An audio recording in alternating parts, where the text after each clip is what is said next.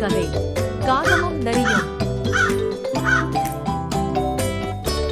ஒரு நாள் ஒரு காகம் ஒரு மரக்கிளையில் அமர்ந்திருந்தது. அது ஒரு சுட சுட ருசியான வடை எடுத்துக்கொண்டு மரத்தில் அமர்ந்தது. அந்த நேரம் ஒரு நரி அங்கே வந்தது. நரிக்கு அந்த வடை ரொம்ப பிடித்தது.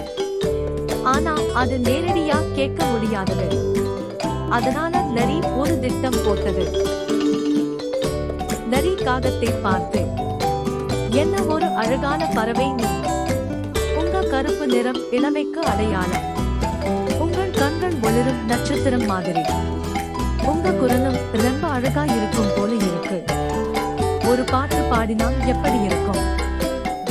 அவ்வளவு பேசினதும் காகம் ரொம்ப சந்தோஷப்பட்டு நரி சொன்னது உண்மையா நினைச்சது.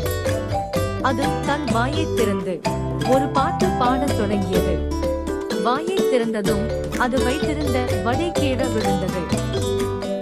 அது காத்திருந்த நரி வடை எடுத்துக்கிட்டு ஓடியது.